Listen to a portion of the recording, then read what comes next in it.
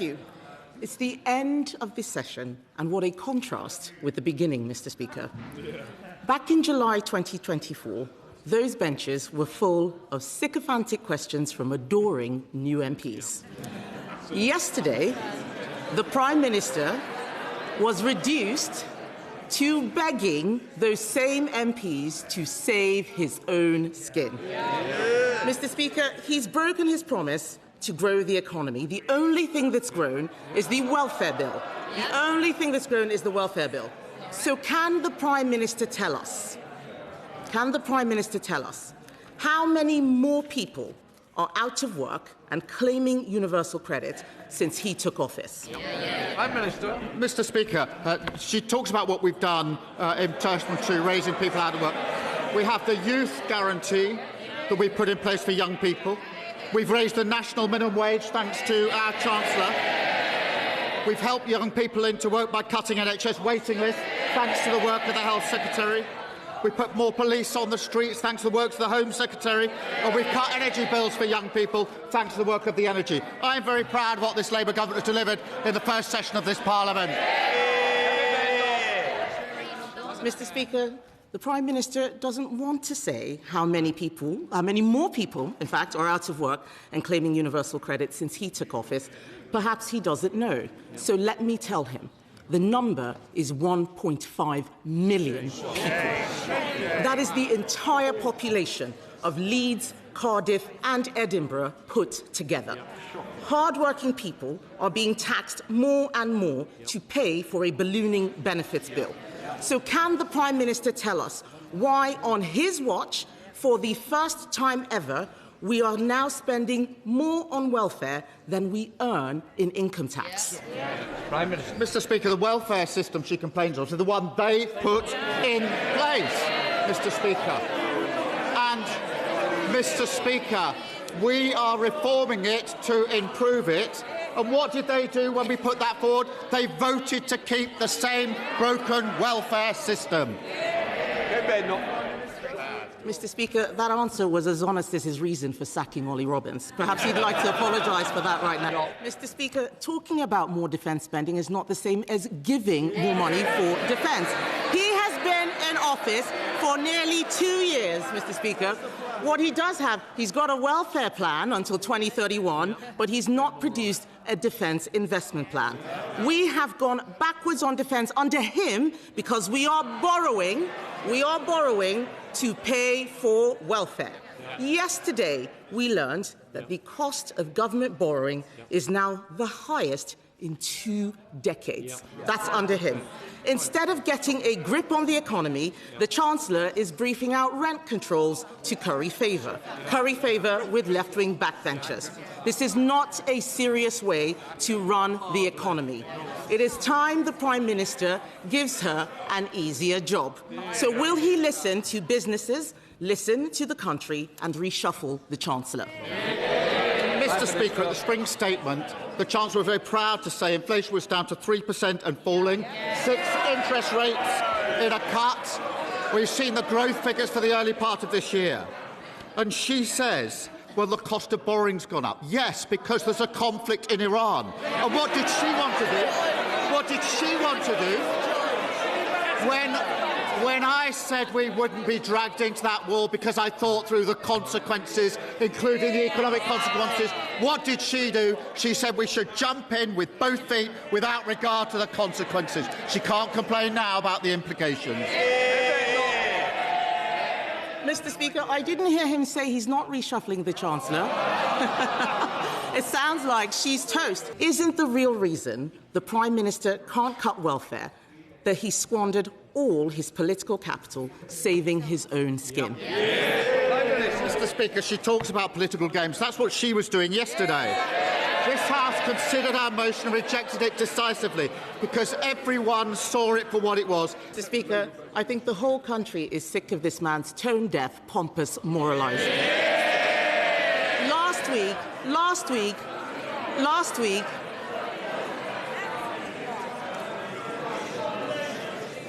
Last week, we all saw him punch the Speaker's chair. This is not a man who is in control. Since the last King's Speech, it's been one disaster after another. Cronyism, jobs for friends of convicted paedophiles, peerages for other friends of convicted paedophiles, broken promises on taxes, U-turn after U-turn after U-turn. He's lost a deputy prime minister, 2 chiefs of staff, 2 cabinet secretaries, the support of his backbenchers and all his credibility. Yes. They can jeer, Mr. Speaker, they can jeer as much as they like. They're going to have to go to their constituencies and explain to all those people why they did what they did last night. The fact is the Prime Minister was reduced to whipping his MPs to save him and pleading with a tax dodger to rejoin his cabinet.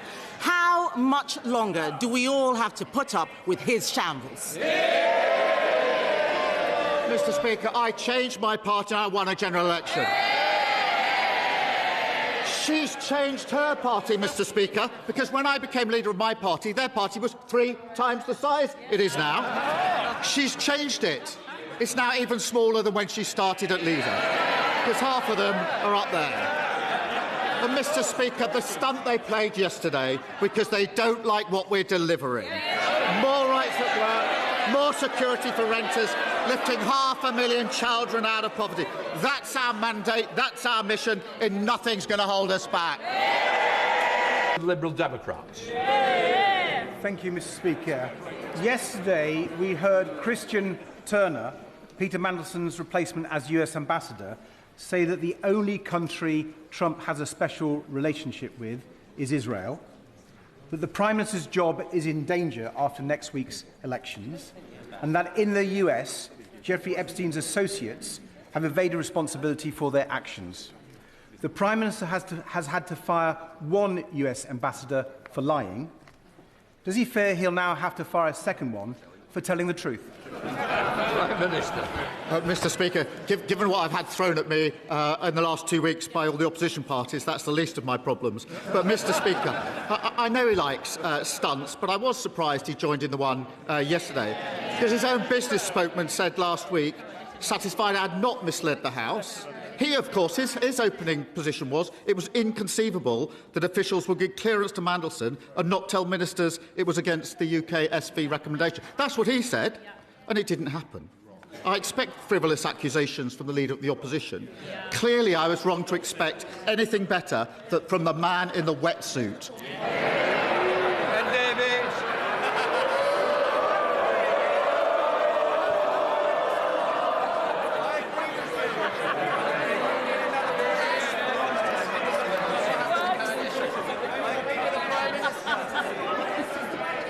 Mr. Speaker, I've got my dry suit on today, and let me tell the Prime Minister that when Boris Johnson was faced with that motion, he didn't whip his MPs. There was a difference there. Climate breakdown will make the current instability look trivial. Will the Prime Minister use the upcoming King's Speech to address this fact and redirect our economy towards food security, energy security and security in supply of our medicines? Well, Prime Minister, he's absolutely right to highlight the real risk of climate change, both internationally and at home. And I'm proud, Mr. Speaker, we've restored the UK's position as a global leader on climate action. And that means cutting emissions with our carbon budget, investing £7 billion in nature recovery, and driving ahead with renewables. They're the right steps to protect supply chains, protect our economy, and to protect working people. Stephen Flynn. Mr. Speaker, depending upon results in the elections next week, this may well be my final Pmqs. I suppose.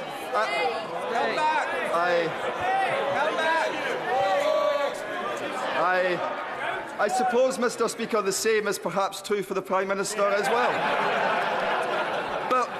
But before then, does he understand that, yes, it's because of inaction on the cost of living crisis, yes, it's because of the debacle of the winter fuel payment, yes, it's because of the 1,000 jobs being lost a month in Scotland's North Sea and the closure of Grangemouth, yes, it's because of his judgment on Matthew Doyle and Peter Mandelson, but above all else, the reason why his time in office will soon be coming to a close is because he promised change but has delivered chaos. Prime Minister, I'm proud of what this Labour government has achieved, and I'm proud of what we will achieve.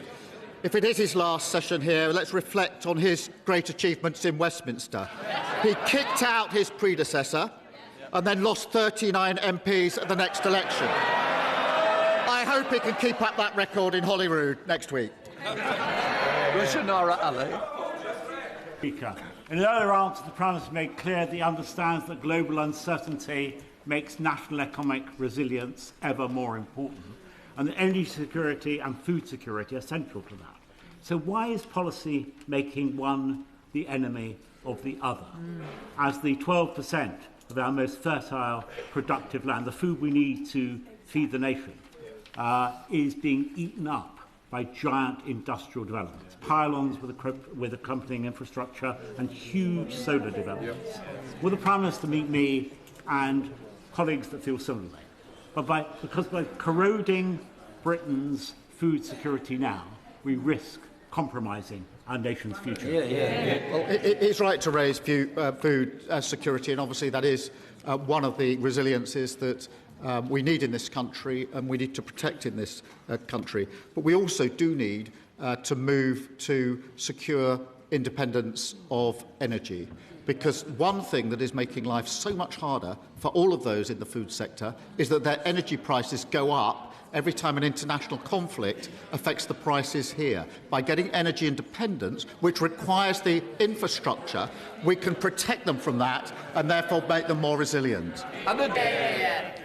Please could the Prime Minister explain to the House, if he's done nothing wrong and process has been followed, why did he need to force his MPs to vote against an investigation? Is it because he's worried they don't believe his version of the truth? Yes. No, it's because they can see a baseless allegation, a political stunt when they see it. Mr. Speaker, as a former GP, here's the truth. We've recruited 82 more GPs, upgraded his medical centre. They want all the benefits, but they never want to pay for them. Against this backdrop, the government last week closed the International Humanitarian Law Unit and stopped funding access to the CIR database of 26,000 human rights and conflict incidents across Israel, Palestine and Lebanon. This database underpins decisions on IHL breaches, arms export suspensions and whether the UK itself is acting within the law. Usually, criminals or their accomplices are the ones destroying evidence of their crimes.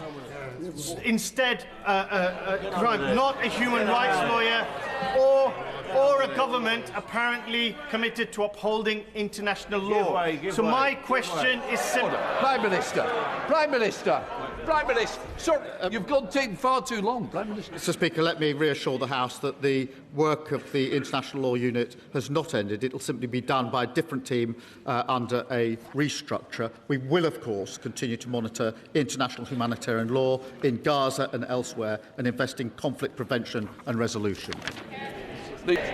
I think there's another one, the same point of order, James McCleary, and now come to. New York was very busy yesterday as alarmed residents in the town of Seaford in my constituency reported sighting him too. Mr. Speaker, he was apparently there campaigning to support the Reform candidate for Seaford North, who is set to lose his seat to the Liberal Democrats. I understand there's a common courtesy in this place for members to inform one another of official visits to their constituencies. On this occasion, that did not happen. Mr. Speaker, could you advise me on this issue? Can I say to both of you, I thank all members for the points of orders they've raised.